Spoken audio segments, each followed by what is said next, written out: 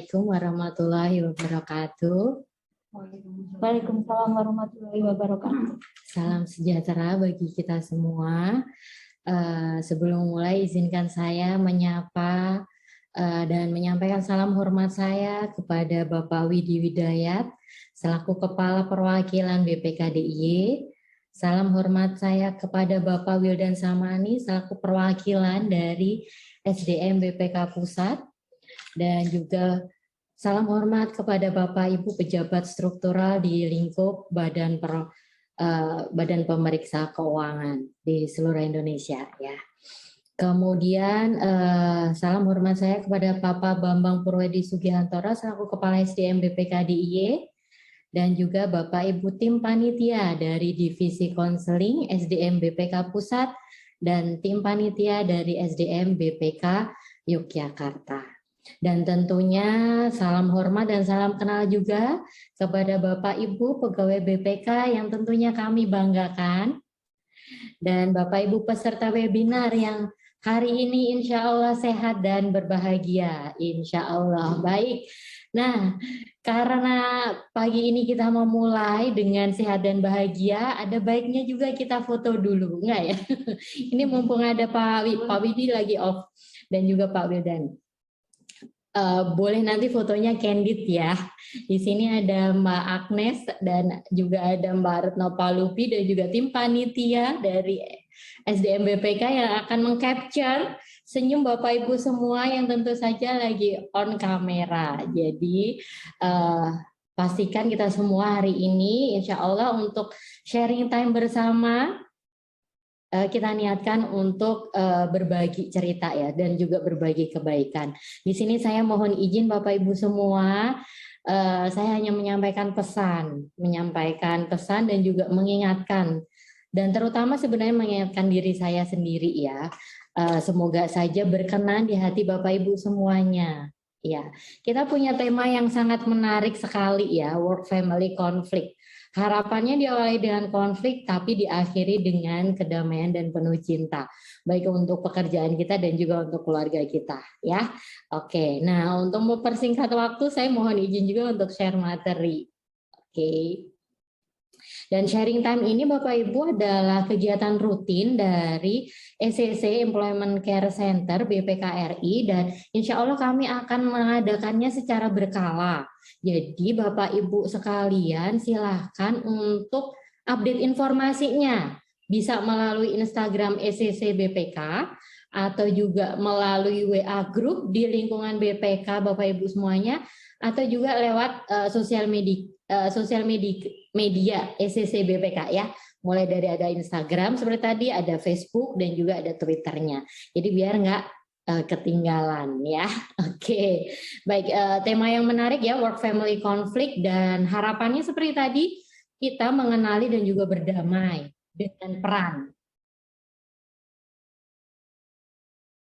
dalam kerja dan juga keluarga. Nah, di sini saya Kumala Windia adalah psikolog ECC BPK Regional Tengah. Jadi tadi sudah disampaikan oleh Pak Wildan juga ya, kalau ECC BPK dibagi menjadi 4 wilayah, ada regional barat, pusat, tengah, dan juga timur. Dan kami siap melayani Bapak Ibu semuanya. Silahkan juga cari informasi di mana kontak person yang bisa dihubungi ya. Baik, oke, kita akan mulai dari yang slide berikutnya. Work family conflict pastinya insya Allah mungkin Bapak Ibu semuanya sudah pernah mengalaminya ya. Saat kita bekerja, kita punya agenda untuk mengikuti pentas seni anak-anak, mungkin pentas akhir tahun atau pentas apapun, dan tiba-tiba ada pekerjaan yang harus kita selesaikan. Kita harus lembur sementara ada anak kita yang sedang menunggu karena janjian. Atau mungkin ada acara keluarga yang terpaksa kita lewatkan karena pekerjaan kita. Ya, dan itu biasanya tidak terduga. Oke, next. Kasus yang lain mungkin bisa jadi kita harus bekerja padahal ada orang tua kita atau ada pasangan kita atau ada anak-anak kita yang sedang sakit dan kita jadi konflik, jadi cemas, jadi stres. Harus memilih yang mana? Harus bekerja. Iya, karena ini tanggung jawabnya kepada negara loh. Tapi bagaimana dengan keluarga kita? Siapa yang merawat mereka? Apa jadinya kita sebagai anak? sebagai pasangan ketika dipertanyakan, loh kok sama keluarga sendiri jadinya malah nggak perhatian. Itu bisa jadi konflik. Apakah itu wajar? Iya, wajar sekali. Apakah kita boleh stres, cemas, tertekan? Boleh banget. Tetapi harapannya kita tidak stagnan di dalam emosi negatif tadi. Kita harapannya tidak tenggelam dalam permasalahan itu, tapi kemudian cari tahu gimana ya cara mengatasinya. Nah, dan di sini judulnya adalah sharing time Bapak Ibu. Senang sekali ya kalau Bapak Ibu nanti bisa sharing. Boleh lewat chat nanti atau boleh raise hand saat tanya jawab atau boleh japri. Ada host, ada co-host ya. Jadi Bapak Ibu kalau mau bertanya atau memberikan komentar, boleh nanti japri atau lewat chat ya. Insya Allah nanti akan kami bacakan. Anonim juga bisa ya. Next Kak. Oke. Kalau gitu kita akan mulai dari awal ya Pak Bu, dari mengenali work family conflict. Sebenarnya apa sih ini? Saya cuma ngambil satu pengertian saja. Semoga pas ya. Work family conflict itu adalah bentuk konflik berupa tekanan atau ketidakseimbangan peran seperti tadi disampaikan Pak Widi dan juga Pak Wildan. Ada ketidakseimbangan peran nih antara keluarga dan juga kerja. Ada juga mungkin ketidakseimbangan antara kerja dengan bermain, work hard, play hard. Kerja keras iya, tapi main juga iya. Dan juga berdoa juga iya. Jadi itu harapannya yang seimbang. Apakah seimbang work life itu adalah mitos atau tidak? Nah, nanti kita akan bahas ya. Dan di sini work family conflict itu artinya ketidakseimbangan perannya apa? Peran di dalam pekerjaan dengan peran di dalam keluarga. Nah, oke, kita cek lagi ya. Next. Perannya itu sebenarnya seperti apa sih? Oke, ini hanya secara umum aja Bapak Ibu. Kalau peran dalam keluarga, maka kita akan berhenti sejenak untuk memilah peran kita dalam keluarga itu sebagai apa? Sebagai suami, sebagai istri, sebagai anak yang merawat orang tua yang mungkin sudah lansia, atau sebagai orang tua karena sudah punya anak. Atau juga sebagai anak dan juga sebagai menantu. Nah, itu peran kita dalam keluarga. Udah banyak ya. Ini belum lagi kalau ditambah peran dalam organisasi, peran dalam lingkungan masyarakat bisa banyak banget. Konfliknya bisa banyak, bisa. Bisa nggak ada konflik, bisa juga. Nah, kemudian peran dalam kerja. Oke, Bapak Ibu bisa berhenti sejenak juga. Peran dalam kerja, Bapak Ibu sebagai apa? Sebagai staff. Harus mengikuti kebijakan dari pimpinan. Setuju nggak setuju, cocok nggak cocok, terima dan ikutin. Atau sebagai pimpinan yang membuat kebijakan, yang membuat aturan, yang menanggung atau bertanggung jawab atas semua konsekuensi kerja. Yang mana Bapak Ibu? Kalau di BPK, Bapak Ibu sebagai apa? Pemeriksa atau sebagai penunjang? Sebagai di fungsional atau sebagai di struktural? Yang mana? Karena masing-masing peran, baik di keluarga maupun kerja, itu punya hak. Ada haknya, ada kewajibannya, ada tugasnya, dan ada wewenangnya. Sampai di sini, kita akan bertanya pada diri sendiri. Siapa Anda dalam peran tersebut? Siapa kita dalam peran tersebut? Kemudian, apa identitas Anda dalam peran tersebut? Mau berperan sebagai apa? Mau menggunakan identitas apa? Secara sederhana dari, oh ya, saya seorang istri dalam keluarga. Saya istri yang bagaimana? Saya istri yang bekerja, kemudian berusaha melayani suami, berusaha melayani keluarga atau apa? Itu identitas Bapak Ibu. Lalu, oke, kalau saya adalah seorang istri, melayani suami, melayani dengan bagaimana? Oke, saya melayani dengan penuh kehangatan, penuh cinta, penuh pengertian. Itu menjadi identitas Bapak Ibu semuanya. Dan itu melekat. Begitu juga dengan di kerjaan. Bapak Ibu sebagai staf yang bagaimana? Saya staf yang gembira, yang produktif, atau kemudian staf yang mengikuti semua kebijakan, yang patuh. Apapun itu adalah identitas yang Bapak Ibu pilih. Dan ingat, itu satu paket. Bapak Ibu bekerja di PPK, berarti ada paketnya juga, paket peran, tanggung jawab, dan juga paket identitasnya. Tapi sekali lagi, sebenarnya pilihannya ada di Bapak Ibu semuanya. Kalau pimpinan memberikan kebijakan, Bapak Ibu boleh memilih mau patuh atau tidak patuh, tapi setiap pilihan ada resikonya. Kalau tidak patuh ya ada konsekuensinya. Kalau patuh ya juga ada resikonya. Seperti apa? Kalau Bapak Ibu sudah memilih, maka ambillah pilihan itu. Ambillah paketnya. Berarti menerimanya juga. Dan untuk menjalani semua itu, jangan sampai lupa, Bapak Ibu punya identitas, tidak hanya nama. Tidak hanya bahwa seperti papan nama Bapak Ibu di pintu atau di meja, oh iya, Kumala Windia, psikolog SCC. Nggak hanya itu, saya juga punya peran di sini. Saya psikolog yang apa? Saya psikolog yang menerima tanpa syarat. Saya psikolog yang siap mendengarkan. Saya psikolog yang siap menjaga rahasia. Itu peran dan identitas saya, tidak hanya sekedar nama. Bapak Ibu sampai di sini bisa kembali ke diri sendiri ya, sebelum kita membahas lebih lanjut konfliknya. Konflik peran, menarik ya. Next Kak. Oke, kalau ada yang bilang work-life balance, apakah seimbang? Bisa jadi seimbang, tapi ada waktunya juga tidak seimbang. Kalau tidak seimbang, seimbangkanlah. Kalau tidak seimbang, Bapak Ibu bisa memilih apakah mau dinamis, mau harmonis, atau mau seimbang. Dan itu adalah pilihan sikap Bapak Ibu. Itu yang Bapak Ibu tentukan. Mau menjadi seperti apa? Atau mau work family konflik atau yang lainnya ya. Nah, seperti tadi konflik dalam kerja, peran kerja dan keluarga ini itu sumbernya bisa jadi ada 3. Apakah berdasarkan waktu, berdasarkan tekanan, atau berdasarkan perilaku. Dan itu juga bisa terjadi bentuknya dari kerjaan mengintervensi keluarga, artinya seperti tadi, kerjaan dibawa ke rumah, jadinya lembur di rumah. Atau dari urusan rumah dibawa ke kerjaan.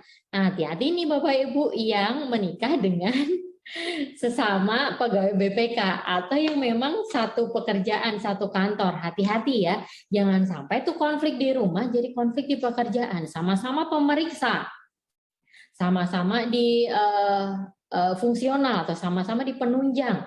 Atau satunya di pemeriksa, satunya di penunjang. Hati-hati, urusan rumah adalah urusan rumah, urusan pekerjaan itu menjadi peran profesional ya. Kita akan cek satu-satu nih, konfliknya seperti apa ya. Bapak Ibu juga next Kak. Bapak Ibu juga bisa cek yang Bapak Ibu alami, penyebabnya ada di mana? Apakah berdasarkan waktu, kekurangan waktu nih untuk keluarga karena banyak urusan kerja, atau ketegangan di keluarga atau pekerjaan, atau di perilaku. Oke, kita akan cek satu-satu ya, dimulai dari time based conflict. Apa sih itu? Next Kak.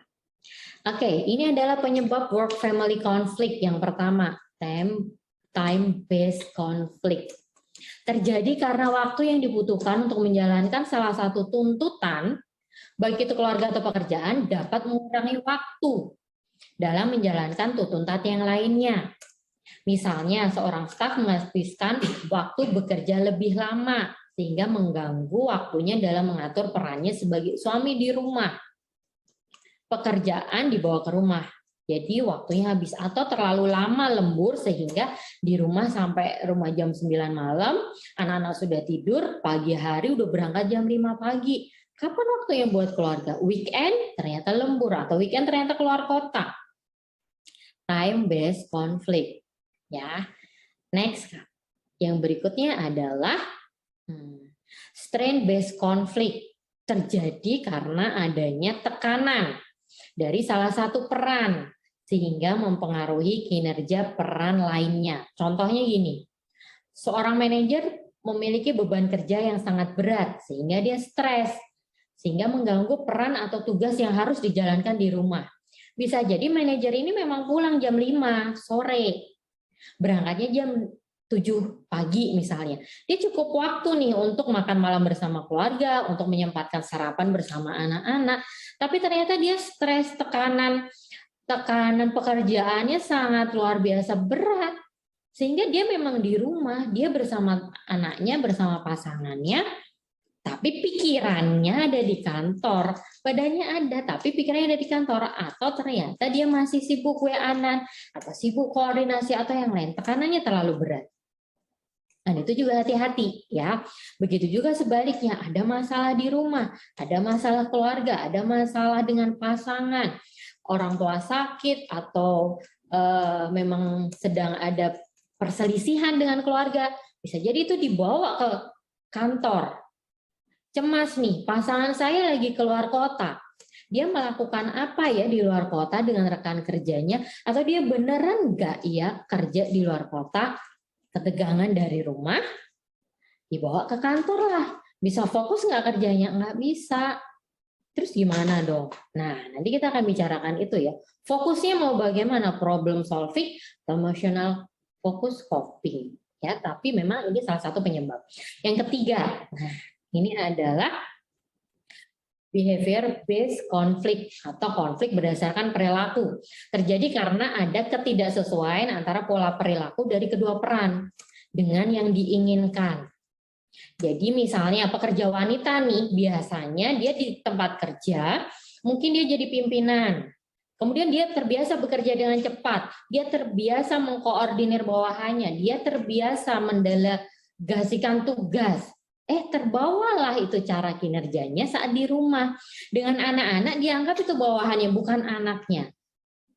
Udah makan belum? Udah sholat belum? Udah belajar belum? Kenapa nilainya jelek? Kenapa kamu nggak berprestasi? Kenapa nggak kayak anak temennya ibu? Kenapa nggak? Halo, ibu jadi ibu loh, bukan jadi manajer, bukan jadi pimpinan, bukan jadi supervisor. Jadilah ibu yang penuh cinta, bersedia menemani anak-anaknya, itu identitas peran. Dan hati-hati, karena pekerjaan kita akan membentuk pola berpikir dan pola emosi kita. Tugas pemeriksa itu mencari apa sih dari auditinya? Mencari apa ya Mbak Agnes ya? Pemeriksa keuangan, mencari kesalahan. Itu adalah tugas Anda sebagai pemeriksa. Lakukan dengan baik di tempat kerja. Begitu pulang di rumah, lepaskanlah. Topinya diganti. Anda berperan apa sebagai di rumah? Bukan sebagai pemeriksa pasangan kan? Pemeriksa WA pasangan, sosial media pasangan, atau apapun. Bukan, dan itu hati-hati. Hati-hati Pak dan Bu, kadang-kadang kita nggak sadar. Kita nggak sadar melakukan itu. Kita tetap jadi pemeriksa di rumah. Tinggal kita cari siapa yang kita periksa. Anak kita, pasangan kita, asisten rumah tangga kita, keluarga kita, atau siapa. Hati-hati ya. Jadi seperti tadi Pak Wildan dan juga Pak Widyu sudah sampaikan, ada batasannya. Kapan bekerja, kapan bermain. Dan juga sama, bagaimana batasan peran itu. Jangan tercampur-campur. Nah, untuk 3 ini Bapak Ibu bisa cek. Work family conflict-nya biasanya Bapak Ibu mengalami yang mana? Yang karena waktu, kayaknya 24 jam nggak cukup buat saya. 7 hari nggak cukup. Atau yang karena ketegangan, stres. Nggak bisa tuh lepas beban. Tidak bisa. Badan ada di kantor, pikiran ada di rumah. Atau badan ada di rumah, pikiran ada di kantor. Ketegangan ya terbawa. Atau perilakunya. Perilakunya nggak bisa membedakan mana perilaku di rumah dan mana perilaku di kantor. Ya, kalau saya sebagai psikolog, saya di rumah saya nggak mau jadi psikolog, saya mau jadi ibu apa adanya aja. Kalau saya marah, ya saya marah. Kalau parenting saya kasih tahu jangan marah pada anak. Kalau di rumah ya saya apa adanya sebagai ibu. Nah, begitu juga Bapak Ibu harapannya ya. Oke, next. Kalau udah tahu penyebabnya, lanjutnya apa ya? Kita bahasnya. Oke, ternyata ada faktor yang mempengaruhi work family conflict ini. Yang pertama, adanya tekanan di dalam lingkungan kerja. Bapak Ibu merasakan tekanan di dalam lingkungan kerja, bulan Agustus ini pemeriksaan kemana Pak Bu? Bulan Agustus ini ada tugas kemana Pak Bu? Ini akan menghadapi 6 bulan semester akhir ya. Biasanya pekerjaan akan menumpuk di bulan apa? Tanpa sekali kalau kita ngecek. Oke, tekanan di dalam lingkungan kerja saya, coba Bapak Ibu cek. Apakah karena jam kerja yang tidak pasti, adanya tugas keluar kota atau luar negeri, jam kerja yang berlebih atau lembur, hingga adanya konflik interpersonal di tempat kerja antara atasan dengan sesama kerja atau antara atasan dan bawahan atau yang mana? Tekanannya dari mana? Dan sekali untuk tekanan ini Bapak Ibu bisa cek ya, 0 itu artinya Bapak Ibu bisa kasih skalanya nih. 0 itu tidak ada tekanan, 10 tekanannya sangat tinggi. Bapak Ibu bisa mainkan di situ agar kita punya mindset yang fleksibel. Tidak semua tekanan itu nilainya 10, ada loh gradasinya. Oh, kalau cuman jam lembur sih itu udah biasa, tekanannya cuma 2 lah. Bisa diatur nanti, bisa ambil cuti misalnya. Tapi kalau konflik dengan atasan nih, ini yang menegangkan, ini bisa tekanannya sampai 10. Karena saya sebagai bawahan mesti patuh, padahal saya nggak setuju dengan kebijakan atasan misalnya. Berarti konfliknya kan 10 ya. Jadi kita juga bisa memilah, tidak semuanya kita pikirin sampai penuh kepalanya ya. Yang kedua, tekanan di dalam lingkungan keluarga. Contohnya punya anak yang masih kecil. Apalagi seorang perempuan ya. Biasanya perannya jadi ganda sebagai istri, sebagai ibu, dan sebagai wanita karir. Wow, luar biasa. Kemudian tanggung jawab terhadap anak, tanggung jawab terhadap orang tua, jauh dari orang tua lansia, kemudian sakit-sakitan, butuh perawatan, itu konflik dalam keluarga.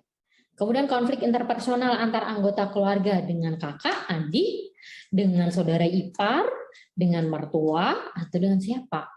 Serta adanya anggota keluarga yang tidak mendukung individu tersebut dalam melakukan pekerjaan. Bapak Ibu juga bisa cek, yang membuat saya tidak nyaman meninggalkan keluarga yang mana? Anak atau pasangan? Sikap pasangan mana yang itu ternyata tidak mendukung kita? Dan kita memilih apa? Diam, melawan dengan frontal, atau berkomunikasi dengan asertif. Harapannya yang ketiga ya. Kalau ini yang faktor yang mempengaruhi, maka ada juga sebenarnya faktor yang ketiga, yaitu individu kita sendiri. Kita ini termasuk yang punya pola berpikir yang seperti apa, pola emosi yang seperti apa, dan punya kepribadian yang bagaimana. Karena setiap orang akan merespon tekanan di lingkungan kerja dan tekanan di keluarga itu secara berbeda. Dan itu tergantung kepribadian Bapak Ibu sendiri. Butuh cek kepribadian, silakan hubungi SCC regional Bapak Ibu masing-masing ya. Siapa tahu memang di usia kita ini kita sendiri yang riweh. Kita sendiri yang ribet dengan pola berpikir kita sendiri yang kurang mampu meregulasi emosi. Jadi check up ya Bapak Ibu, enggak cuma medical check up, tapi juga mental health check up ya. Oke. Jadi cepet-cepet cari informasi kontak person SCC BPK regional Bapak Ibu ya. Oke, next Kak. Baik, kalau tadi kita udah tahu nih konflik peran, kemudian penyebabnya, sekarang kita cara mengatasinya. Resep sederhananya nih Pak Bu, resep sederhananya adalah problem focus coping. Fokusnya pada masalahnya, yang mana? Perilakunya, waktunya, ketegangannya, itu yang diselesaikan, cari solusinya. Yang kedua, emotional focus coping. Penyelesaiannya secara emosional, karena kadang-kadang kita tidak bisa mengontrol semuanya. Kita tidak berdaya memang dalam posisi tersebut. Dan kita memang tidak diharuskan kok untuk bisa mengontrol semuanya. Ada situasi yang tidak terprediksi, ada kondisi yang tidak bisa kita duga di luar rencana kita. Emotional focus coping. Gunakan itu ya. Kalau berdasarkan riset Pak Bu, sebenarnya yang efektif adalah problem focus coping. Ya, karena kalau kita sudah emosional terus nih, kita udah pasrah, kita udah nerima, tapi enggak time managementnya nggak diperbaiki. Kemudian cara kerjanya nggak diperbaiki. Ya problemnya muter-muter aja di situ. Ya, idealnya dua-duanya ya kita lakukan. Oke, kita cek sama-sama apa sih problem focus coping. Next. Oke, problem focus coping ini adalah teknik dalam menghadapi masalah melalui suatu tindakan untuk menghilangkan atau mengurangi masalah yang terjadi. Masalahnya apa? Bisa dihilangkan. Oke, cari solusinya. Misalnya, dengan membuat manajemen waktu yang baik, mengoptimalkan antara waktu kerja dengan waktu istirahat bersama keluarga, diatur waktunya. Atau seperti tadi, kerjanya banyak. Oh, mungkin cara kerja kita yang terlalu perfeksionis. yang terlalu menuntut kesempurnaan sehingga lama. Padahal sebenarnya kita bisa kerjakan dengan efektif dan efisien. Ingat ya, ada prinsip Pareto, 80% hasil itu bisa didapat dari 20% usaha. Ingin tahu tentang problem fokus coping ini, ingin tahu tentang time management, stress management, atau cara kerja yang efektif dan efisien, update terus ya Bapak Ibu di materi Balai Diklat. Karena biasanya itu akan jadi materi program di Balai Diklat BPK. Dan dilakukannya reguler ya Magnes ya kayaknya. Ya, jadi ambillah yang sesuai dengan kebutuhan Bapak Ibu ya. Next. Kalau udah problemnya nih diselesaikan, ternyata belum selesai-selesai juga. Terus kita capek, kita penuh pikirannya pusing. Emotional focus coping. Teknik yang dilakukan untuk mengatasi stres. Fokusnya pada emosinya. Emosinya yang negatif dialihkan atau dialirkan menjadi emosi yang lebih positif. Bagaimana kita menerima tuh semua emosi dan kemudian melepaskannya dan kemudian mengaktifkan emosi yang positif. Itu emotional focus. Karena emosi itu berasal dari kata emotion. Emosi itu mengalir Bapak Ibu. Jangan tenggelam dalam emosi sesaat. Jangan tenggelam dalam emosi negatif. Bangkitlah, alirkanlah emosinya. Caranya meditasi, menulis jurnal harian, meluangkan waktu untuk diri sendiri. Agar kita tahu, emosi saya sekarang sedang merasa ini. Saya ingin melepaskan emosi negatif saya. Saya ingin mengaktifkan emosi positif saya. Saya ingin merasa ini. Kalau Bapak Ibu butuh bantuan untuk rilis emosinya juga nggak apa-apa. Kadang-kadang kita memang butuh orang lain, butuh support system untuk membantu kita mengalirkan emosi. Kadang dengan cerita, itu juga bisa meringankan beban emosi kita Bapak Ibu. Dan berhati-hati ya pilih untuk teman cerita agar tidak jadi konsumsi publik ya. Oke, next. Apakah itu semua sudah cukup? Oke. Kadang-kadang kita memang tidak mampu mengubah situasi kerja kita. Kadang-kadang kita juga bahkan untuk mengubah keluarga kita, kadang kita juga tidak mampu. Maka yang menjadi tantangan adalah kita mengubah diri kita sendiri. Mau dengan problem fokus atau dengan emotional fokus. Semuanya berpusat pada diri kita sendiri. Apakah itu cukup? Mungkin juga tidak. Kita akan butuh support system. Ya, next. Nah, di sini yang saya mau mengajak Bapak Ibu semuanya untuk sinergi bersama. Karena seperti tadi, work family conflict itu melibatkan 3 komponen. 1 individu, 2 keluarga, dan yang ketiga pimpinan dan organisasi. Jadi saya mohon izin Bapak Ibu semuanya untuk mengingatkan pada kita semuanya sendiri ya. Untuk individu mungkin kita bisa mengubah diri kita sendiri. Untuk keluarga, mungkin kita akan butuh bantuan dari orang lain.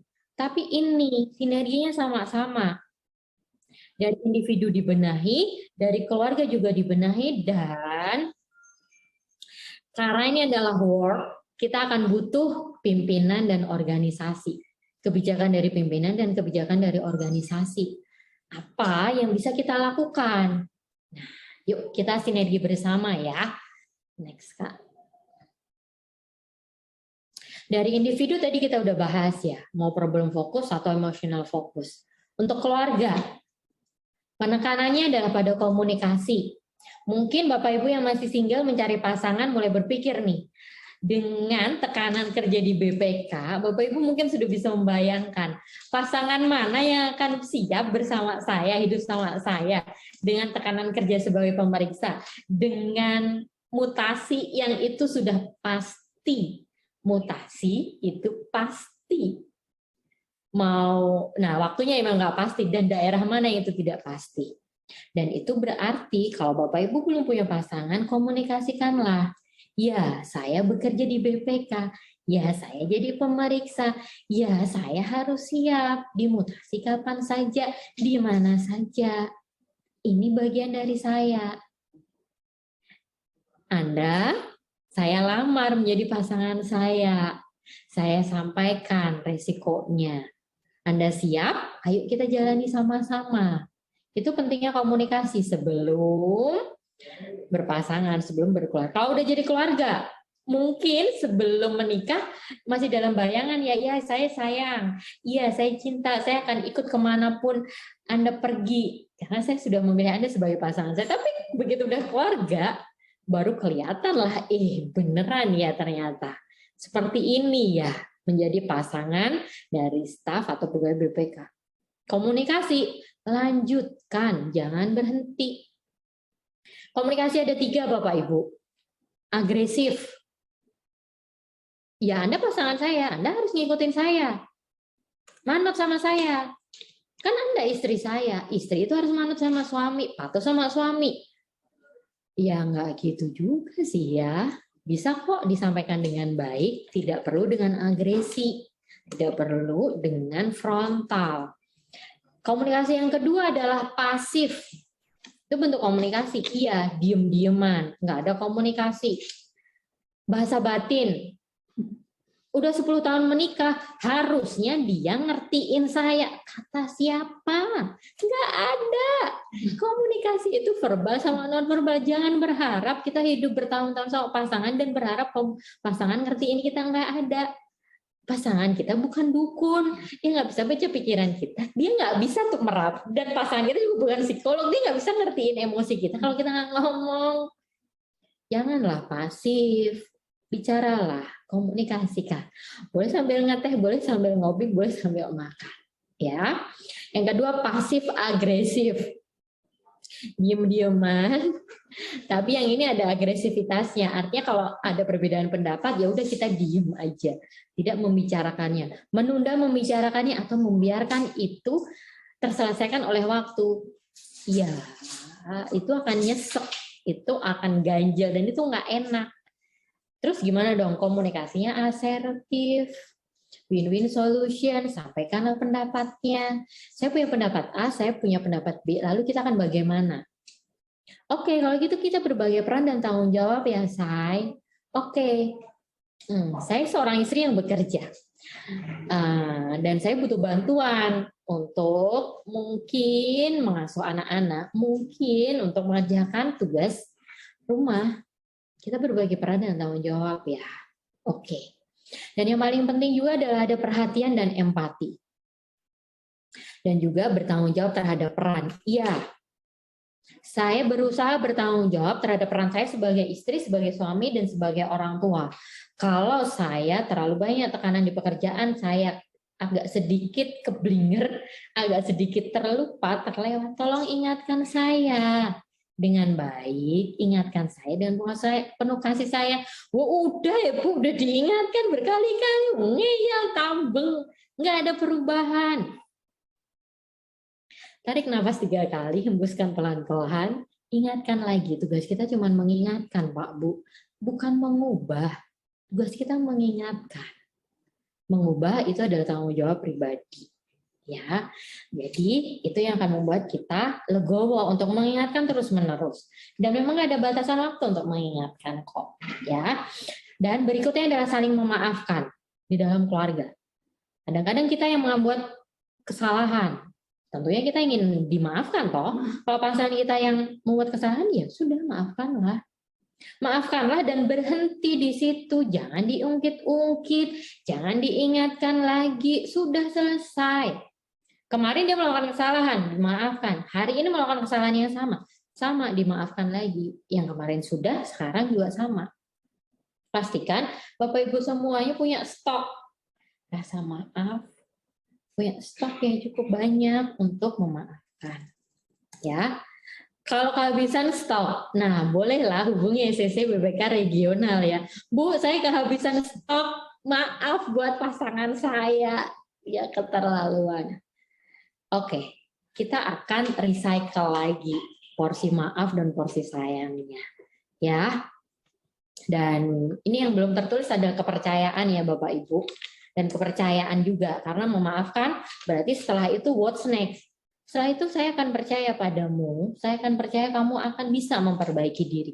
Saya akan percaya kamu bisa menjadi istri yang baik, suami yang bertanggung jawab, orang tua yang penuh kasih sayang. kepercayaan itu dibangun lagi. Mungkin sempat menghilang, mungkin sempat berkurang, tapi pastikan kita bisa menumbuhkannya lagi. Ya. Oke. Nah, berikutnya adalah organisasi. Oke, yang pertama adalah leadership Bapak Ibu semuanya. Jadi di sini saya mohon izin mengingatkan Bapak Ibu pimpinan untuk Bapak Ibu adalah role model, Bapak Ibu adalah contoh bagi kami semua. Bagaimana Bapak Ibu berperan di dalam pekerjaan, di dalam keluarga. Bagaimana Bapak Ibu membangun budayanya di dalam divisi mungkin, di dalam kantor, atau di dalam rutinitas harian, Bapak Ibu yang jadi contoh. Dan itu yang kami harapkan. Karena dengan Bapak Ibu membangun work-family balance di lingkungan kerja, maka kami, para bawahan ini akan lebih mudah untuk melakukannya di rumah kami. Maka kami, para bawahan ini, akan lebih bahagia untuk bekerja. Lebih bahagia juga pulang ke rumah dan meluangkan waktu bersama keluarga kami. Ya. Dan tentunya harapannya jadwal dan rutinitasnya juga bisa jelas ya. Peran dan tugasnya juga bisa jelas. Karena salah satunya tadi adalah waktu ya. Waktu yang menimbulkan konflik. Dan saya yakin Bapak Ibu semuanya sebenarnya punya jadwal setahun. Itu akan sudah tahu kapan jadwal yang penuh, kapan jadwal yang longgar. Bahkan sebagai tugas sebagai pemeriksa juga. Itu akan bisa tahu. Jadi tidak selalu loh konflik itu terjadi sebenarnya. Bapak Ibu bisa cek, oke, bulan depan itu full jadwal saya. Komunikasikan pada pasangan dan pada keluarga. Dan kemudian atur, kapan ya kita liburan, kapan ya kita untuk itu memang full pekerjaan kita. Dan kemudian peran dan tugasnya jelas dan kebijakan untuk support family value tadi. Sekali lagi Pak, Bu, pimpinan kami butuh untuk support family value-nya ya. Dan terima kasih Bapak Ibu sudah melakukannya. Sehingga kami lebih mudah melakukan work family balance-nya. Oke. Dan Bapak Ibu semuanya yang di BPK, ada SCC yang harapannya membantu Bapak Ibu untuk mengurai permasalahan yang ada. Ada Balai Diklat yang mempunyai beragam program untuk membantu Bapak Ibu meningkatkan kompetensi, kemampuan, dan skill sehingga bisa melakukan manajemen waktu, manajemen tugas, dan menyelesaikan pekerjaan dengan baik. Dan juga ada konseling keluarga dan perkawinan Bapak Ibu, seperti yang tadi disampaikan Pak Wildan. Tugas Pak Wildan memang adalah melakukan mediasi antara pemohon dengan termohon. Sehingga BPK menjadi badan pemersatu keluarga. BPK menjadi badan pendamai keluarga. BPK menjadi badan pusat kebahagiaan keluarga. Itu yang harapannya kami sama-sama lakukan di sini. Kalaupun misalnya di ECC, Balai Diklat, ataupun di konseling keluarga dan perkawinan masih banyak kekurangannya, kami siap menerima saran dan masukan Bapak Ibu semuanya. Ya, oke. Next, kalau sudah sinergi bersama, harapannya work family in harmony, bukan lagi in konflik. Dan ini Bapak Ibu bisa memilih kata padanannya untuk mengganti konflik ini. Apakah menjadi dinamis, work family dinamis, work family in harmony, work family in peace, atau apa yang lainnya. Dan jadikan itu adalah doa kita semua, harapan kita semua, dan usaha kita semua, ya, untuk mencapai semuanya. Nah, di sini sebenarnya hanya sekilas saja Bapak Ibu tentang secara lebih detail untuk mencapainya, apakah itu di mengenali situasinya, untuk membangkitkan self awareness-nya, untuk kita membangun strategi lagi, dan juga untuk membangun support sistemnya. Setelah ini saya akan cuman menyampaikan secara sekilas-sekilas saja. Nanti materinya akan kami share, dan kalau ingin membutuhkan lebih detailnya tentang bagaimana ya mencapai work family in harmony, Bapak Ibu bisa menghubungi SCC regional masing-masing ya. Kita akan cek secara sekilas ya. Next-nya adalah mengenali situasi ya situasinya kita seperti apa, dan tadi membuat penilaian tingkat kesulitan. Apa yang bisa kita kontrol, berapa lama kita sudah mengalami konflik ini, dan pengalaman apa yang sudah kita miliki. Next, tentang situasi ya. Nextnya adalah self-awareness. Itu adalah kembali lagi kita menyadari pikiran kita dan juga emosi kita. Apakah kita termasuk orang yang rentan stres? Terus apakah kita sudah punya tahu kemampuan kita dan juga peran kita? Ya, next. Berikutnya adalah family support. Seperti tadi sudah saya sampaikan, pemahaman untuk pasangan dan keluarga, pengertian dan penerimaan, dan juga kesepakatan bersama. Apakah ini dilakukan sekali? Saya rasa tidak. Lakukanlah berulang-ulang, lakukanlah berkali-kali. Ya. Dan yang paling penting adalah social support juga. Kenali dukungan sosial yang Anda miliki. Apakah pimpinan Anda menjadi social support, rekan Anda atau bawahan Anda? Jalin hubungan sosial itu dan kuatkan hubungan tersebut. Ada beberapa rekan di BPK yang kemudian akhirnya punya ketakutan ketika sharing pengalaman, ketika minta bantuan. Oke, mulai sekarang kita sediakan diri kita untuk membantu dan kita sediakan diri kita untuk cari bantuan. Ya. Dan itu berarti kita saling take and give, saling memberi dan juga menerima. Kenali dukungan sosial ya, agar Bapak Ibu tidak merasa sendiri saat bekerja, saat pemeriksa. Terutama mungkin teman-teman yang baru ya, CPNS ya, Mbak Agnes ya, ada sekitar 1.300 teman-teman baru loh Pak Bu. Mungkin di kantor Bapak Ibu ada 60 orang CPNS, atau cuma 2 orang, atau 20 orang, atau 30 orang. Mereka adalah keluarga baru kita, keluarga baru di BPK. Jadilah Bapak Ibu semuanya social support-nya. Berikan dukungan pada teman-teman kita yang baru mengenal BPK ini. Berikan mereka kesan yang baik di awal. Berikan mereka dukungan. Kalau mereka melakukan kesalahan, ajari mereka. Bantu mereka melakukan perbaikan. Kalau mereka terlihat menyendiri, rangkul mereka. Jadikan kita sama-sama keluarga BPK yang hangat dan suportif. Ya, next. Yang keempat ini adalah strategi problem solving-nya. Nanti Bapak Ibu bisa cek sendiri dari mengelola pikiran, mengelola emosi, kemudian next-nya mengubah perilaku, modifikasi lingkungan, dan juga mengelola waktu. Sehingga dari semua itu, kalau kita bisa melakukannya dengan baik, kita bisa siap. Yes, I'm ready. Work family in harmony. Next-nya. Baiklah, nah dari semuanya itu, maka kalau Bapak Ibu butuh bantuan, it's okay to get help, nggak apa-apa. Di sini kami SCC Employment Care Center BPK RI ada 4 area. Psikolog SCC kantor pusat ada Ibu Rahmi Dahnan dan juga Ibu Siti Evangeline. Kemudian di SCC Regional Barat yang itu meliputi BPK perwakilan di Pulau Sumatera, Kepulauan Riau, dan Bangka Belitung. Itu ada Ibu Mary Hafni. Dan kemudian saya sendiri di SCC Regional Tengah meliputi perwakilan BPK di Pulau Jawa, Bali, Kalimantan, NTT, dan NTB.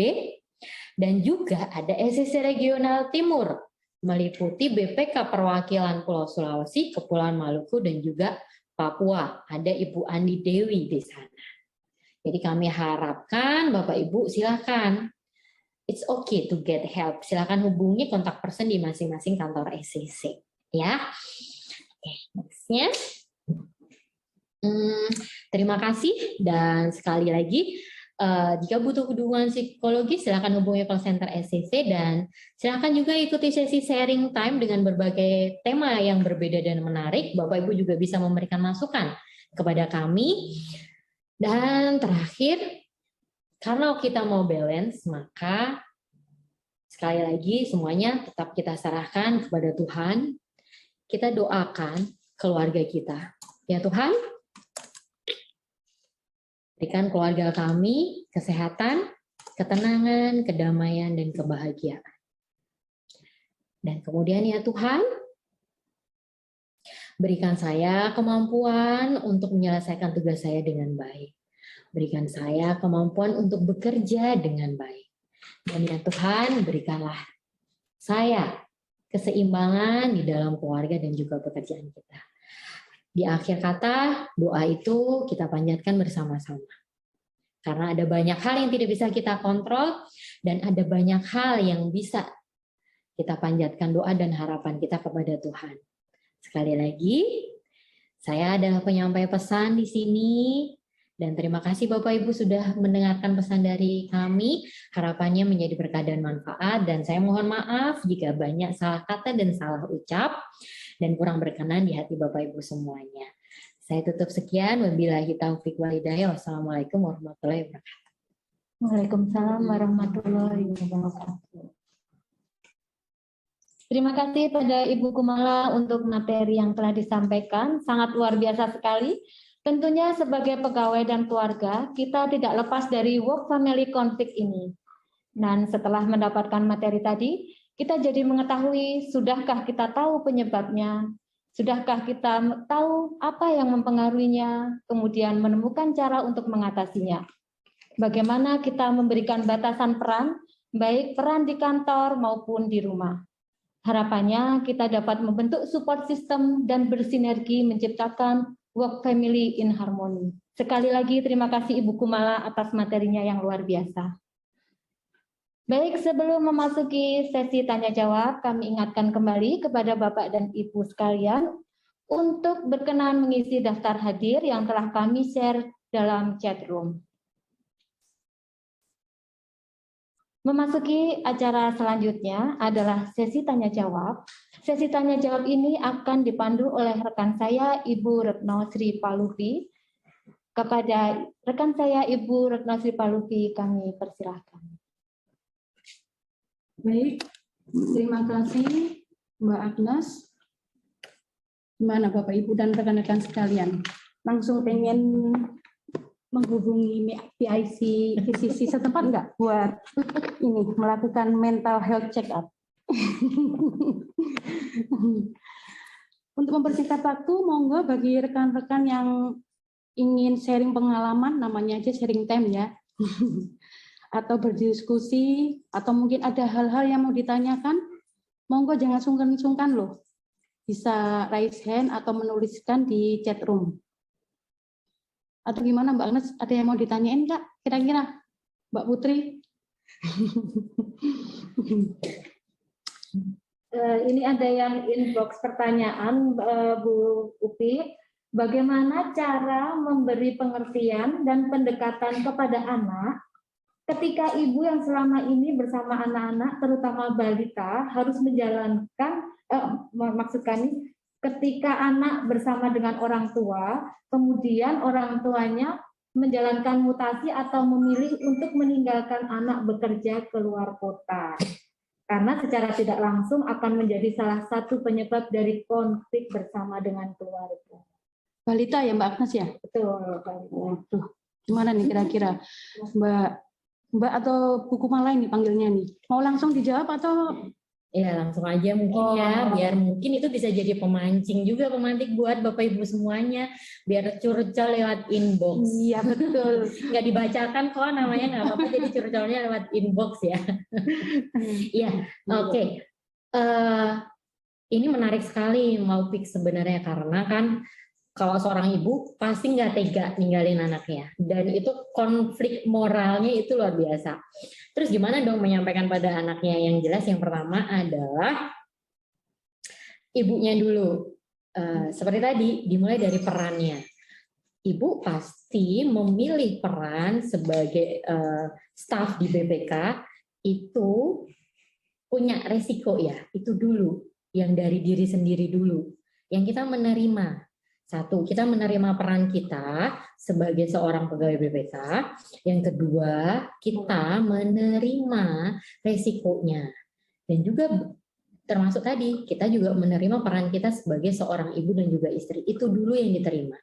Menerima peran dan juga menerima resiko. Dua-duanya itu diterima. Karena kalau kita sudah menerimanya, itu akan lebih enak. Nggak ada denial lagi.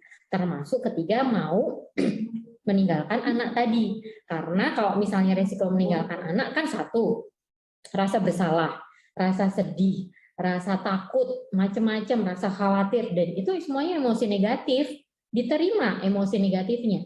Iya, dikenali dan diterima. Ini loh Mbak, saya ngerasanya cemas. Ini loh, saya kok ngerasa khawatir. Saya kok ngerasa bersalah. Saya kok ini. Iya, semuanya diterima. Udah tahu. Iya.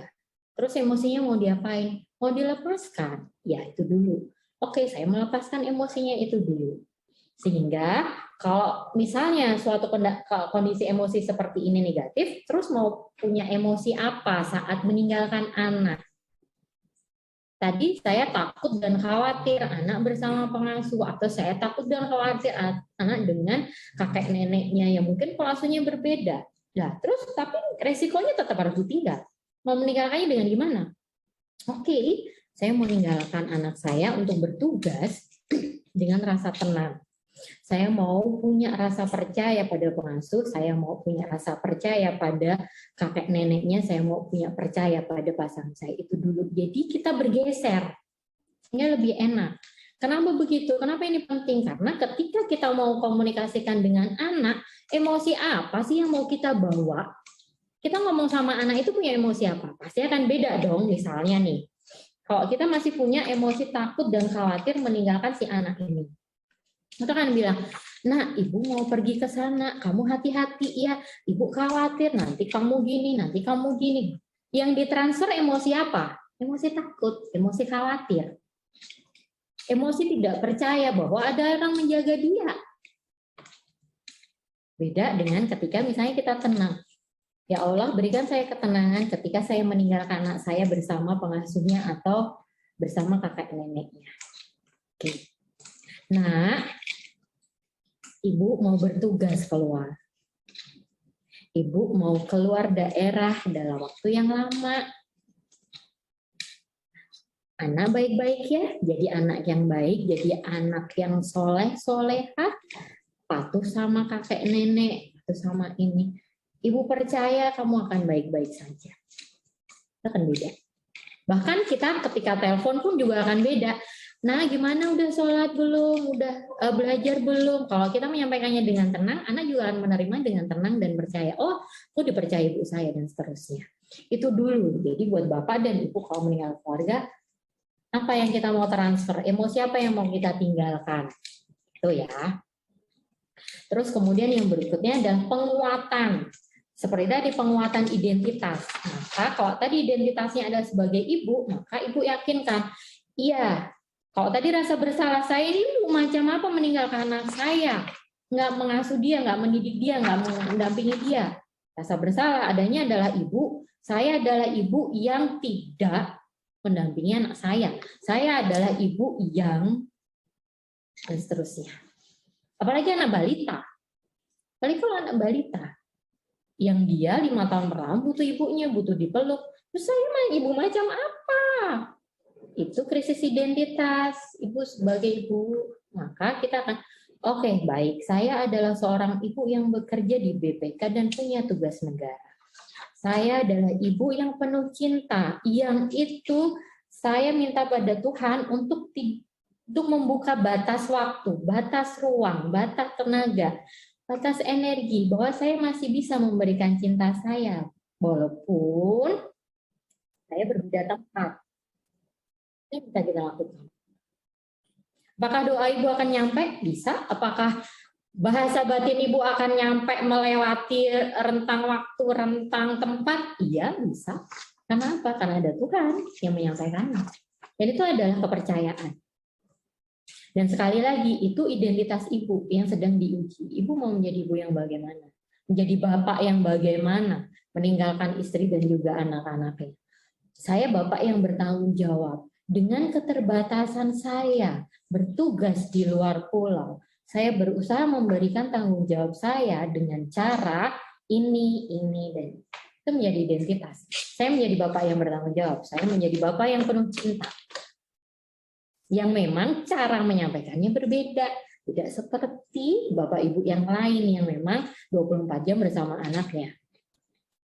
Oke, nah kalau itu udah, maka Berikutnya barulah kita udah siapkan diri kita udah tahu identitas kita nih, baru kita ngomong ke anaknya. Nah, kalau untuk urusan anak ini, maka kita menyampaikannya sesuaikan dengan usia anak, sesuaikan dengan kemampuan berpikir dan juga tingkat emosinya anak. Karena bahasanya akan berbeda dan kita tidak bisa memaksa anak-anak kita menerimanya. Nah, kalau mereka memang sedih ya boleh. Yuk, ditinggal ibunya, ditinggal bapaknya, sedih ya wajar.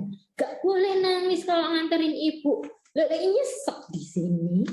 Boleh nangis, nah kalau nangis dipeluk ibu. Boleh nangis, nanti dipeluk sama bapak. Dia sedih karena ditinggal. Bapak ibu lebih terenyuh yang mana? Anaknya senang-senang, hore, bapak ibu. I'm sorry, goodbye. Aku mau main sama temanku. Mau yang kayak gitu? Atau mau yang bapak ibu pergi? Mau yang mana? Itu sewajarnya anak. Terima anak dengan semua emosinya kalau ditinggal. Kalau dia sedih ya udah, nggak apa-apa nak sedih. Apa yang membuatmu merasa tenang dan senang? Oke nak, iya. Kamu menyalahkan bapak dan ibu karena pergi keluar kota. Bapak ibu minta maaf. Jadi sampaikanlah itu satu informasinya, informasi tentang tugas kita. Saya, bapak ibu tugas di sana. Berapa lama durasinya? Apa yang dilakukan tugasnya? Itu informasinya sampaikan dengan jelas. Yang kedua, terima respon emosinya anak. Bantu anak untuk mengelola emosinya. Kemudian yang ketiga, bantu anak untuk mengatasi rasa ditinggalkan itu seperti apa. Kemudian berikutnya adalah berikan alternatif pada anak tentang apa yang kita bisa berikan ketika kita tidak bersama dengan anak. Jadi itu ada alurnya, tidak tenggelam dalam satu emosi, tapi kemudian ada problem fokusnya juga. Gitu. Nah itu. Nah kalau buat anak-anak balita, iya nalarnya juga anak usia segitu kita mau maksa apa? Mereka konkret operasional, malah mungkin dia juga nggak bisa bayangin, itu nggak cukup buat mereka dan mereka menuntut untuk perhatian lebih, ya nggak apa-apa, kita terima, iya. Dan apakah itu perlu diulang-ulang? Iya banget. Udah ini loh, udah sering ditinggal loh, tapi kalau setiap ditinggal mewek, saya mesti jelasin lagi, ya emang gitu anak-anak. Karena apa? Karena emosi mereka berulang, mereka juga capek ditinggal, mereka capek sedih, mereka hanya butuh informasi lagi, diulang lagi, dikuatkan lagi. Nah, dan itu disesuaikan dengan, bahasanya disesuaikan dengan usianya ya, strategi, ceria dan konkret. Gitu. Ya. Nah, nanti biasanya memang akan lebih spesifik ya, kalau buat anak balita, anak SD, atau anak remaja. Nanti itu akan berlalu kok Pak Bu. Pada akhirnya saat mereka remaja, mereka akan bahagia kalau kita pergi keluar kota. Apalagi kalau ditinggalin oleh gadget. Gitu ya. Jadi mereka lebih udah ditemani gadget, oh ya, nah yang penting ada kuota, yang penting GoPay-nya full. Itu akan jadi nikmati aja anak kita menangis saat kita pergi. Karena ada waktunya dia peran kita sudah agak semakin sedikit ya gitu. Oke, itu Mbak. Baik, terima kasih jawabannya Bu Kumala. Nah, ini sudah ada 2 pertanyaan yang masuk. Yang pertama lewat inbox, yang kedua ada di chat room. Saya bacakan yang pertama dulu ya Mbak Kumala. Saya ingin bertanya, terkadang mudah diucapkan tapi susah dilaksanakan, yaitu terkait dengan menciptakan batasan. Karena pekerjaan yang seringkali menuntut kita bekerja terjadwal dan terencana akan terbawa di lingkungan keluarga. Sehingga terkadang pasangan akan merasa terganggu dengan ritme yang dibatasi. Kemudian yang kedua, adanya sikap skeptisme yang kemungkinan terbawa di lingkungan sosial itu kemungkinannya tinggi. Nah, gimana cara untuk mengatasi hal tersebut? Nah, iya, memang work family in harmony itu gampang diucapkan ya Mbak Upi ya, tapi susah banget apalagi tentang batasan.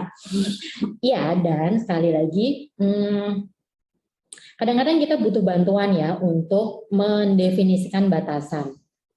Satu, ini adalah sebuah proses mental. Kenapa proses mental? Karena kadang-kadang batasan itu kita buat dalam pikiran kita. Kemudian batasan itu kita kuatkan dengan emosi kita.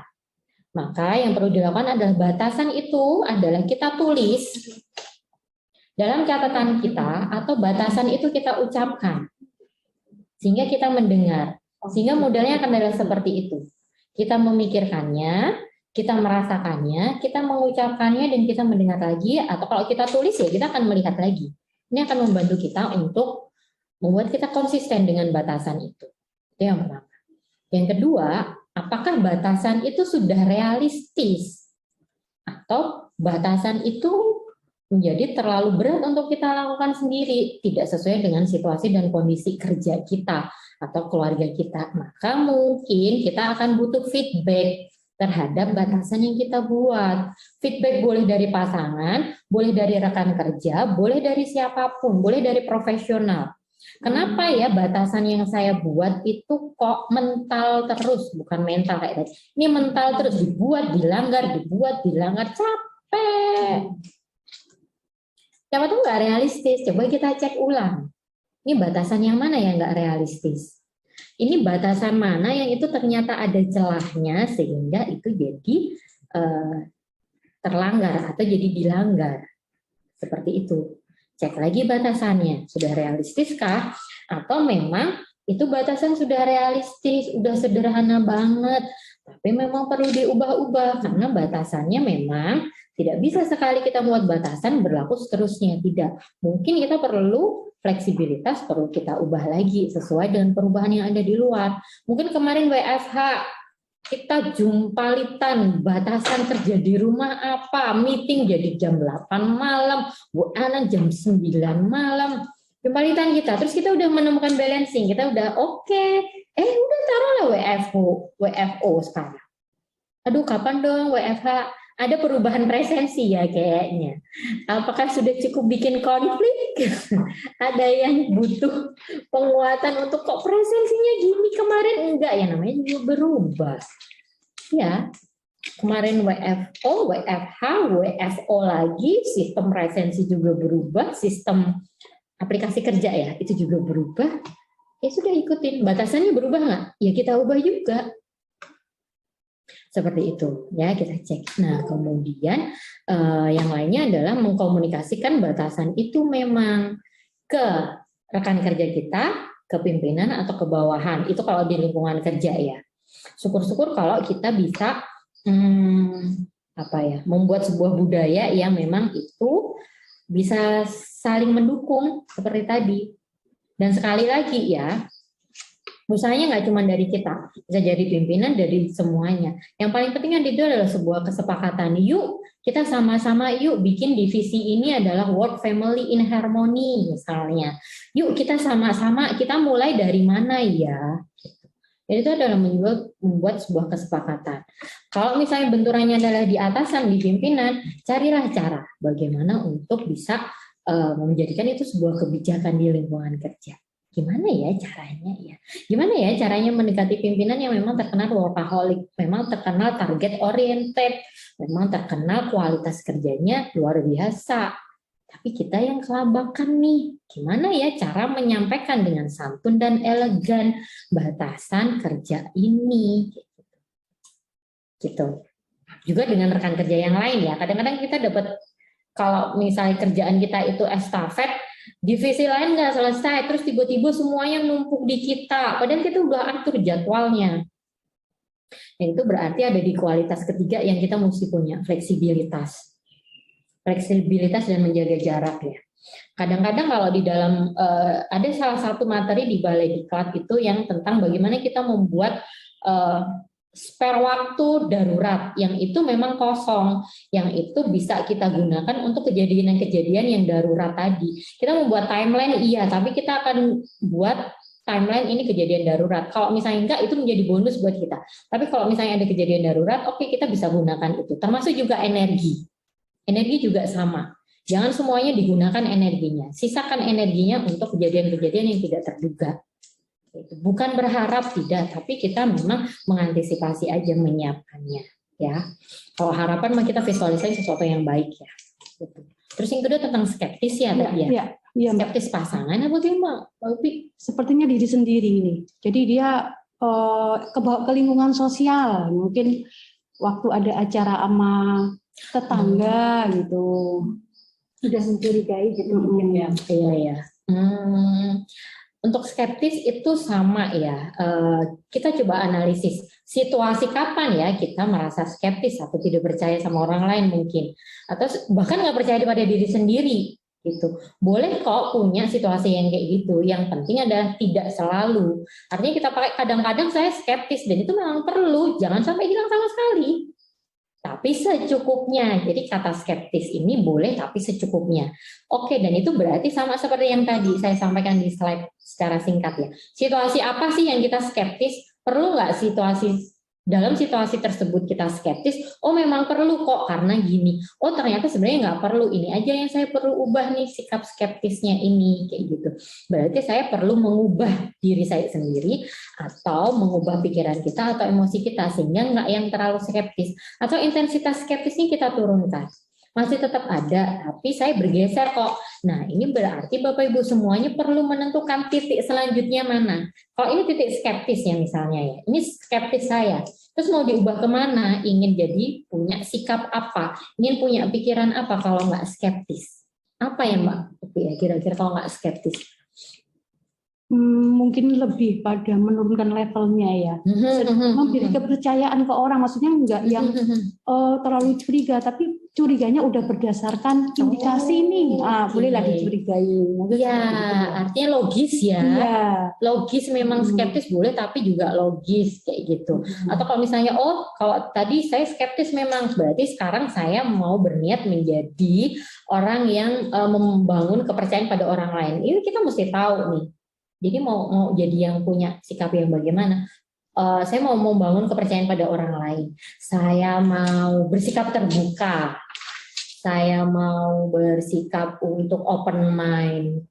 Ya udah nggak apa-apa diterima. Bukan berarti open mind terus nerima terus enggak loh ya. Maksudnya ya saya terbuka, tapi bukan berarti saya setuju.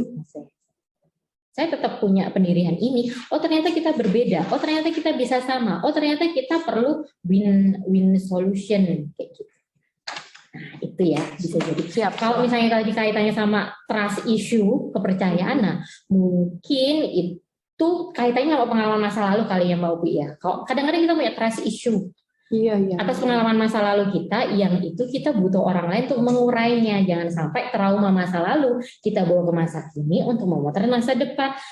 Kan itu kayak beban ya, kan nggak enak banget ya kita punya beban masa lalu yang kita bawa-bawa terus. Ya, kita rilis ya, pelan-pelan. Siap.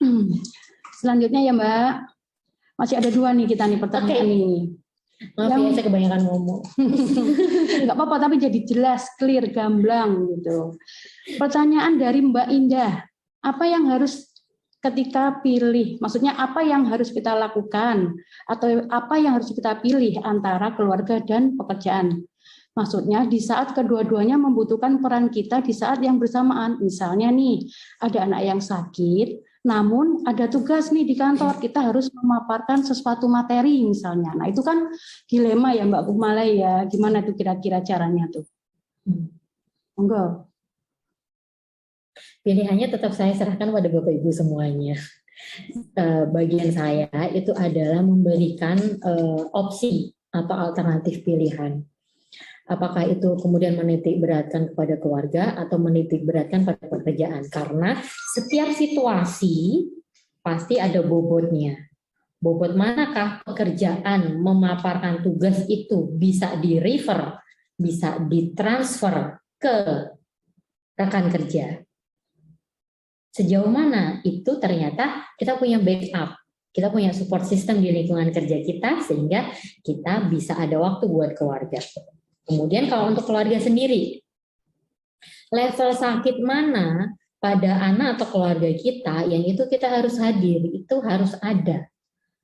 Apakah cukup? Oke, demam 38 derajat. Dan itu sudah ada pengasuhnya, sudah ada kakek neneknya, sudah ada obat, sudah istilahnya kondisinya kesehatannya terkontrol, maka kita akan bisa tahu. Jadi kembali lagi, pilihannya adalah di situ. Tidak bisa kemudian mana yang lebih kuat. Di sini Bapak Ibu yang kemudian memilah atau menimbang dari berbagai macam hal.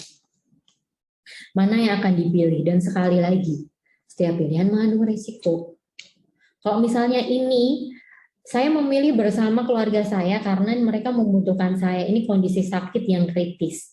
Tapi tugas tidak bisa saya tinggalkan. Kalau saya meninggalkan tugas ini, resikonya mungkin tunjangan, resikonya teguran, resikonya konsekuensi dari atasan. Mutasi, Mbak. Resikonya mutasi. Ya sudah, kalau Bapak Ibu memilih itu, terimalah resikonya. Itu satu paket.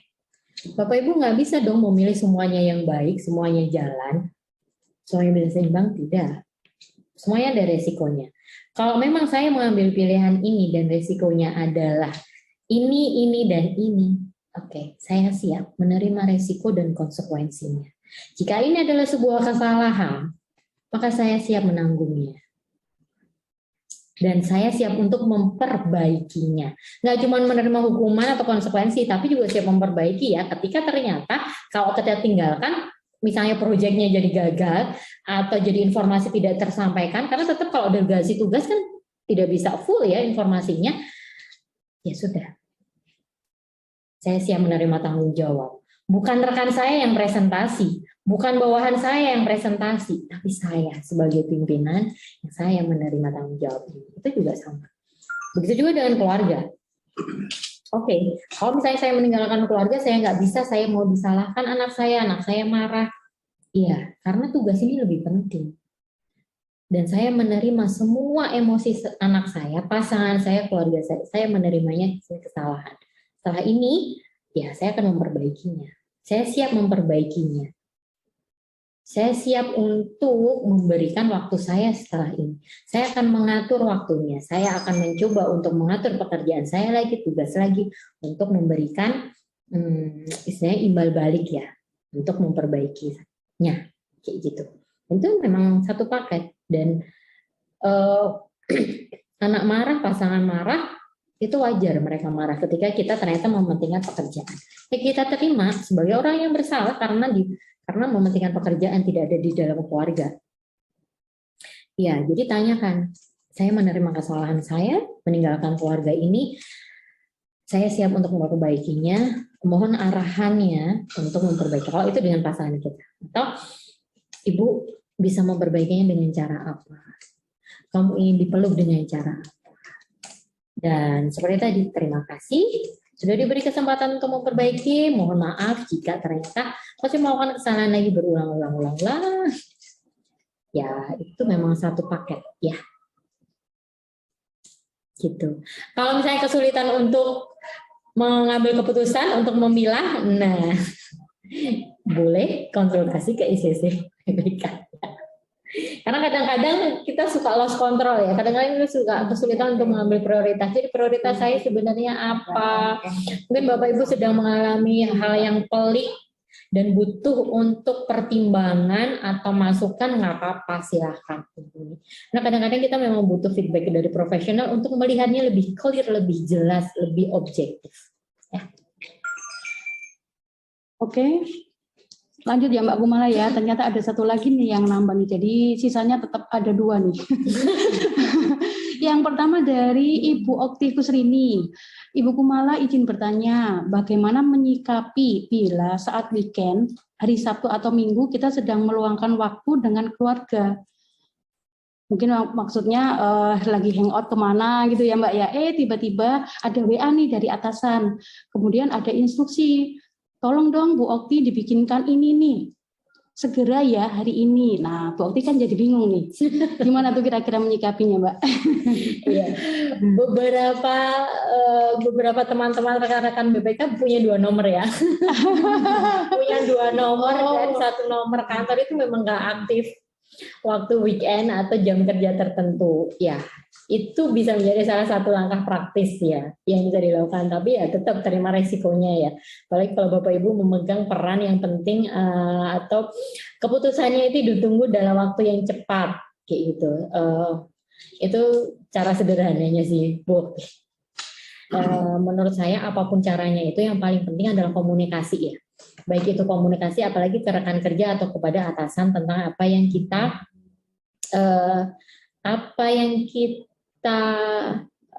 yakini atau value kita dalam hubungan keluarga ini, atau misalnya memang punya kegiatan atau agenda keluarga dan kayaknya nih pimpinan kita tuh memang seneng banget bekerja 7 hari seminggu 24 jam sehari memberikan instruksi setiap saat kayak gitu, ya berarti kita yang bagaimana mendekati pimpinan atau atasan untuk menyampaikan, Bapak mohon maaf ya, saya akan off di bulan jam ini hari ini. Jika Bapak butuh bantuan, saya akan available sebelumnya atau sesudahnya. Gitu. Ini kebetulan memang acara sudah kami rencanakan lebih lama. Paling tidak itu sounding. Atau kepada rekan kerja kita yang mungkin akan dapat limpahan kalau misalnya kita nggak aktif. Dan bisa juga kita sampaikan juga misalnya pesan-pesan yang kalau misalnya ada pesan, mohon maaf saya akan selalu respon kalau di weekend atau di luar jam kerja. Tapi kalau misalnya saya ada butuhkan, mohon beritahukan sebelumnya dan saya akan berusaha untuk kerjakan. Itu konsekuensinya. Kamu mendengarkan azan dulu? Iya, iya.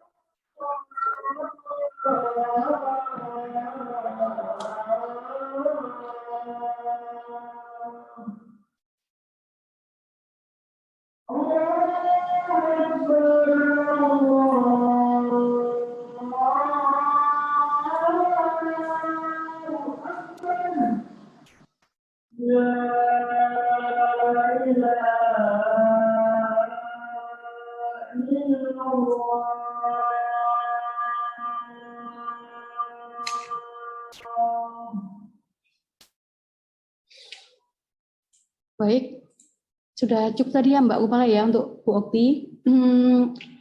Yang terakhir nih ada 2 pertanyaan lagi nih Mbak Kumala. Yang pertama, saya bacakan langsung aja ya Mbak Kumala ya.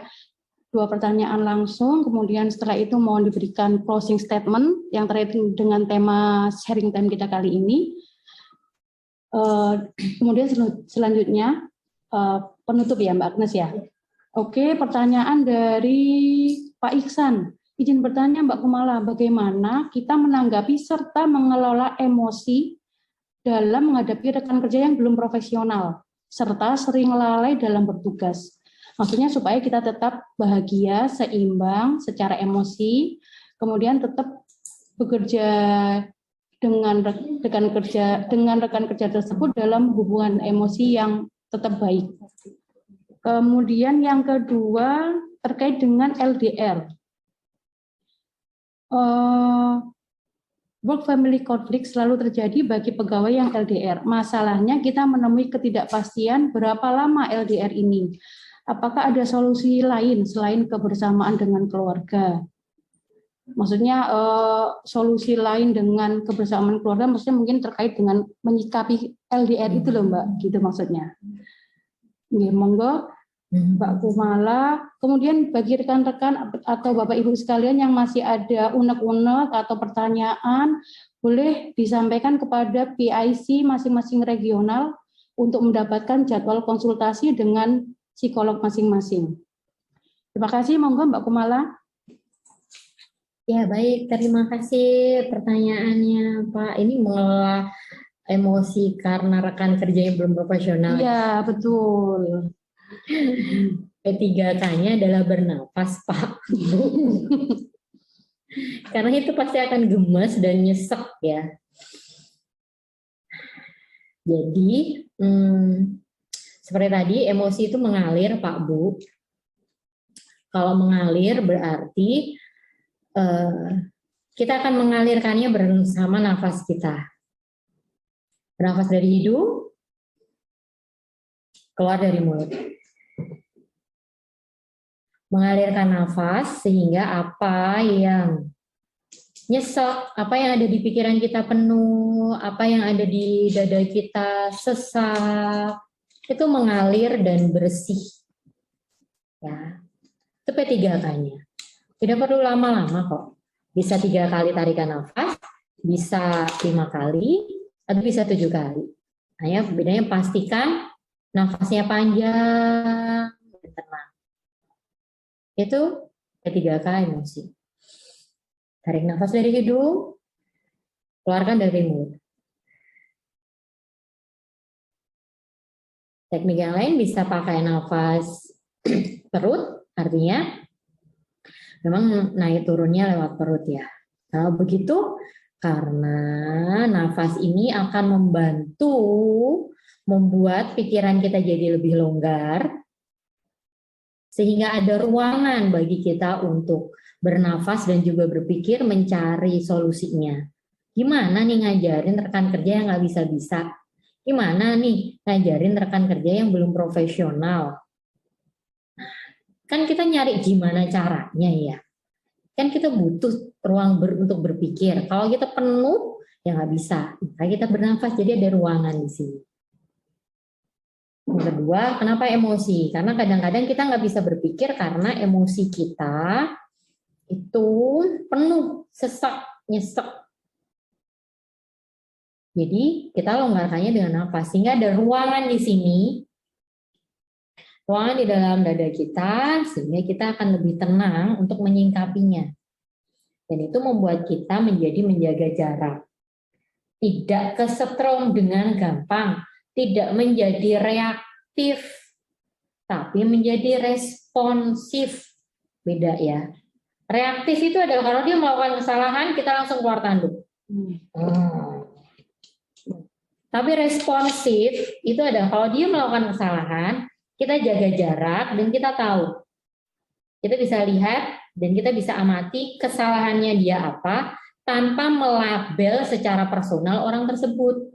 Yang kesalahan kan kesalahan pekerjaan dia, bukan orangnya yang kemudian menjadi sifatnya jadi misalnya mohon maaf bodoh atau kemudian kapasitas intelektual yang kurang atau apa. Enggak, kan kita fokusnya di situ. Kecuali memang dia memang kapasitas intelektualnya kurang ya, atau memang termasuk yang loadingnya lambat atau itu akan berbeda. Tapi paling tidak kita tidak langsung reaktif merespon, tapi kita jadi responsif. Oh, kesalahanmu ini, lakukan perbaikan ini dan ini dan ini, dan hati-hati. Sama seperti kita komunikasi kepada anak kita kalau kita pergi keluar kota. Kita komunikasi dengan rekan kerja, ke bawahan kita, atau ke siapapun, itu adalah pesan. Kita menyampaikan pesan, agar pesan itu diterima dengan baik, maka kita sampaikan dengan jelas dan tenang. Sehingga opsinya adalah satu, dia tahu kesalahannya dia dan tahu cara memperbaikinya. Nah, kita bisa menyampaikannya dengan memang penting ya Pak regulasi emosi. Sebelum mengatakan sesuatu, bernafaslah dulu Pak. Itu satu. Yang kedua adalah Bapak punya tadi kembali ke identitas. Bapak seorang rekan kerja yang apa? Oke, saya seorang rekan kerja yang tenang, sabar, dan mengarahkan. Itu akan membantu Bapak, Ibu punya identitas diri saat menghadapi rekan kerja tersebut. Kadang-kadang kita memang punya rekan kerja yang mungkin dia lambat waktu bekerja, nggak ngerti-ngerti, terus kita mau jadi rekan kerja yang apa? Yang marah-marah, yang ngajarin dia, ngajarin dia dengan bagaimana. Itu akan menjadi identitas Bapak. Gitu. Sehingga ketemu dengan siapapun ya, itu saya. Saya akan mengajarimu dengan tenang, dengan sabar, dan terarah. Saya adalah penyampai informasi yang jelas, clear. Itu. Maka itu akan, Bapak itu siapa? Ibu itu siapa yang menyampaikan? Nah, itu akan membuat Bapak jadi tahu. Ibu juga jadi tahu perannya, identitasnya bagaimana. Karena itu diri tentang, sebenarnya ada tentang diri kita, bukan tentang dia. Dia ya kayak gitu. Diajarin juga nggak bisa-bisa. Gitu. Terus habis itu yang ketiga adalah kita open mind ya Pak Bu. Kalau memang dia nggak bisa, oh ya sudah, memang kapasitas intelektualnya segitu. Oh memang dia kerjanya lama, bantu dia untuk meningkatkan kapasitas intelektualnya dia. Bantu dia untuk bekerja lebih cepat. Ya. Gitu. Dan caranya berarti bisa macam-macam. Gitu. Nah berikutnya itu adalah LDR ya. Ya, yang terakhir Mbak. Sudah. Yang ada, iya, ini rasanya saya agak semedot jadi berpisah dengan Bapak Ibu. Kita jadi LDR dong. Nah, iya, kalau LDR kembali lagi itu adalah tentang dua orang. Yang disiapkan, dimantapkan adalah berarti tentang dua orang. Tentang entitas kita, diri sendiri, dan tentang orang lain. Kalau caranya mah gampang, mudah ya Pak Bu. Bisa video call, bisa teleponan, bisa WA, bisa chat, bisa apapun, itu cara. Tapi kembali lagi, tentang diri kita. Tentang apa yang kita rasakan. Tentang apa yang kita mau transfer. Tentang pesan apa yang kita mau transfer, yang kita sampaikan saat LDR itu. Caranya bisa menyesuaikan. Dan itu memang kembali lagi ke kesepakatannya ya. Tentang informasi yang kita berikan, Mat dulu.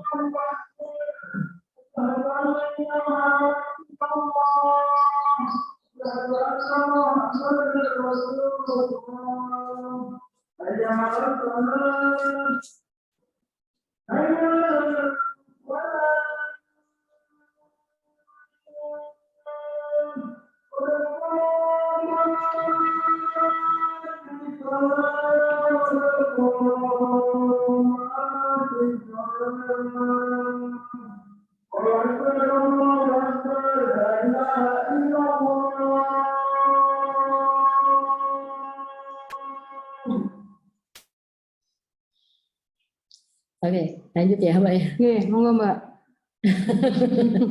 Ya, kalau LDR itu adalah tentang itu ya. Sama seperti yang tadi. Satu adalah informasi. Informasi ini maka berikanlah secara clear dan jelas. Karena itu akan membuat sebuah pemahaman. Pemahaman tentang posisi masing-masing, peran masing-masing, tugas masing-masing. Informasinya dulu. Kalau informasi ini maka diharapkan nanti akan ada pemahaman, habis itu ada pengertian, habis itu ada penerimaan, habis itu ada kesepakatan. Tetap di akhir ada kesepakatan. Apakah ini dilakukan sekali? Tidak, dilakukan berkali-kali, 5 kali sehari. Lebih dari minum obat dong. Iya, lebih dari 5 minum obat. Apakah setiap mutasi akan ada kesepakatan lagi? Iyalah, setiap minggu ada kesepakatan lagi. Iya. Itu informasi dan kemudian diakhiri dengan kesepakatan. Caranya bisa macam-macam. Yang penting adalah bagaimana si jalur komunikasi ini tetap ada. Bagaimana jalur kepercayaan ini masih ada. Bagaimana jalur penerimaan dan cinta tanpa syarat ini masih ada. Iya, saya menerimamu tanpa syarat. Saya menerimamu dengan penuh cinta. Udah itu adalah menjadi sebuah fondasi untuk LDR, ya. Ada komunikasi, ada kepercayaan, ada penerimaan, ada cinta tanpa syarat, dan memang ada keintiman. Iya, maka usahakanlah memang tetap buatlah jadwal bagaimana tetap bisa ada keintiman, kayak gitu. Apakah mau siapa yang datang ke mana, ya itu bisa diatur. Dan sekali lagi, godaan dan tantangannya luar biasa besar. Salah satu hal yang menjadi keyakinan kita ketika kita meninggalkan pasangan kita adalah prasangka. Aku adalah sesuai dengan prasangka hambaku. Ya, itu juga yang kita sangkakan pada Tuhan. Tuhan yang akan menjaga dia. Maka kita titipkan pasangan kita pada Tuhan. Ya Tuhan, lindungilah pasangan saya dengan perlindungan-Mu yang sempurna. Ya Tuhan, saya percayakan pasangan saya padamu. Berikanlah dia cinta-Mu, perlindungan-Mu, dan berikan aku kepercayaan pada dia. Ya, begitu juga ketika, maka demi Tuhan langit dan bumi, sungguh apa yang dijanjikan itu pasti terjadi seperti apa yang kamu ucapkan. Jadi hati-hati. Ketika kita punya prasangka, kita punya dugaan pada pasangan kita, hati-hati. Hati-hati. Jangan sampai itu menjadi doa kita, jangan sampai itu menjadi kecurigaan kita. Ya. Berprasangkalah yang baik. Berikanlah kepercayaan kepada pasangan kita. Dan berprasangkalah pada yang baik pada Tuhan bahwa Dia yang akan menjaga keluarga kita, pasangan kita. Ya. Dan ini saya rasa menjadi closing statement ya. Iya sekalian ya Mbak. Mbak Upi. Biar saya nggak kelamaan bicara. Oke. Sekali lagi adalah itu, dan di sini saya menyampaikan pesan buat Bapak Ibu semuanya, dan jadikanlah ini doa kita bersama untuk mengakhiri work family conflict ini dan mulai membangun work family balance atau work family in harmony atau apapun itu. Visualisasikan ada keharmonisan dalam keluarga kita dan dalam pekerjaan kita. Visualisasikan, bayangkan, dan jadikan itu menjadi doa kita semua. Ya. Terima kasih untuk waktu dan kesempatannya dan juga perhatiannya. Sekali lagi saya mohon maaf atas semua salah dan khilaf. Saya tutup. Mbak Upi, Assalamualaikum warahmatullahi wabarakatuh. Waalaikumsalam warahmatullahi wabarakatuh. Baik, terima kasih Ibu Kumala dan Ibu Upi atas diskusinya yang sangat luar biasa ini. Kami mohon maaf kepada Bapak dan Ibu yang barangkali sudah mengajukan pertanyaan namun belum sempat kami jawab. Boleh menghubungi kami PIC SCC Regional Tengah. Bapak dan Ibu sekalian, sebelum sampai di penghujung acara, kami panitia mohon untuk mengambil foto bersama. Kami mohon Bapak dan Ibu untuk berkenan mengaktifkan kamera sejenak.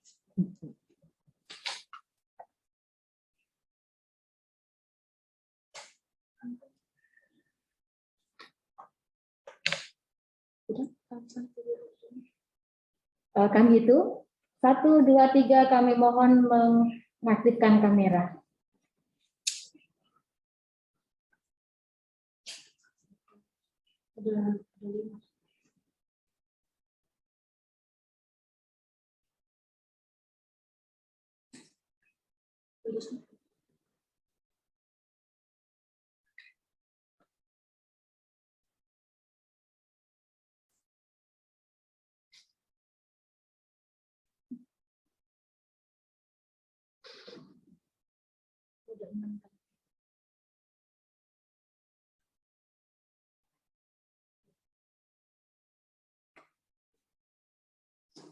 Terima kasih Bapak dan Ibu sekalian. Demikian acara sharing time pada hari ini. Kami mengucapkan terima kasih sebesar-besarnya kepada narasumber kita Ibu Kumala atas kehadiran dan sharing pengetahuannya. Kami juga berterima kasih kepada Bapak Kepala Perwakilan Provinsi Daerah Istimewa Yogyakarta dan Bapak Ibu pejabat struktural di BPK RI yang berkenan hadir dalam acara hari ini. Bapak dan Ibu dari Subbagian Konsultasi Biro SDM, Bapak dan Ibu PIC SCC baik di kantor pusat maupun di kantor regional. Terima kasih pula kepada Bapak dan Ibu serta rekan-rekan peserta atas kehadiran dan partisipasinya, serta kami mohon maaf sebesar-besarnya apabila terdapat kekurangan dalam penyelenggaraan acara sharing time pada hari ini. Untuk mengakhiri acara pada hari ini, ada pantun singkat dari saya. Bapak petani bekerja di sawah, Cakep. pergi ke sawah setiap pagi hari. Cakep. Demi keluarga tercinta yang ada di rumah, tak lupa kerja cerdas dan kerja ikhlas setiap hari. Mantap. Burung dara, burung cenderawasih, cari dulu di Papua. Cukup sekian dan terima kasih. Semoga bermanfaat bagi kita semua. Amin. Akhir kata, sekian, terima kasih. Wassalamualaikum warahmatullahi wabarakatuh. Salam Om Santi Santi Om, Namo Buddhaya, salam kebajikan. Sampai berjumpa lagi.